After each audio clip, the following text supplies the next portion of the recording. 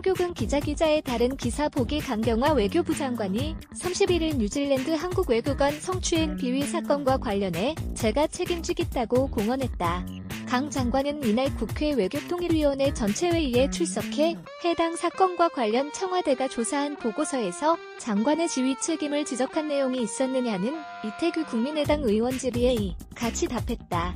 뉴질랜드 성추행 피해자 고통 10분 공감한다. 해당 사건은 2017년 말 뉴질랜드 주재 대사관에서 근무하던 외교관이 동성인 현지 백인 남성 직원을 성추행했다는 혐의다. 뉴질랜드 경찰은 이 외교관 체포영장을 발부했지만 이 외교관의 뉴질랜드 입국과 조사 등을 두고 한국과 뉴질랜드 사이에 갈등이 발생했다. 이후 저신다하던 뉴질랜드 총리가 문재인 대통령과 통화에서 이 사건을 언급하면서 외교 갈등으로까지 번진 상태다. 앞서 외교부는 이 외교관에게 감봉 1개월의 경징계를 내렸다.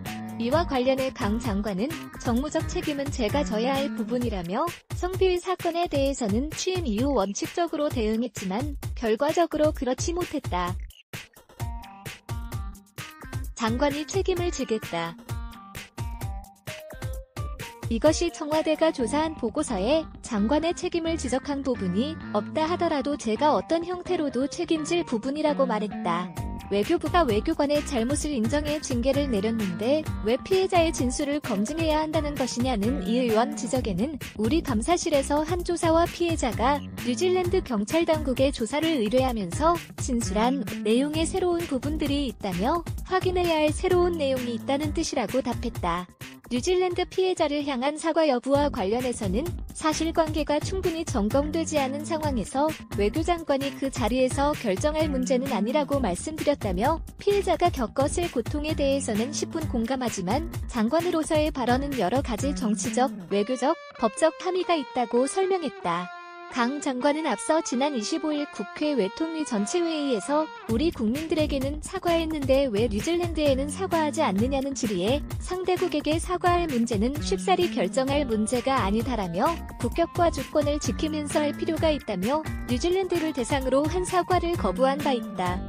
아베 사임 후 한일 관계 기대치 있지만 현실적 전망에야 강 장관은 또 아베 신조 일본 총리가 사임했는데 새 내각이 들어서면 한일 관계가 개선될 것 같으냐는 질문에는 언제든지 기대치는 가질 수 있다고 생각하지만 실질적으로는 현실적인 전망을 해야 한다면서 대법원의 강제징용 판결과 일본의 수출 규제 등으로 사안 전체가 어렵기에 신중히 전망해야 한다며 급격한 관계 개선은 어렵다고 내다봤다.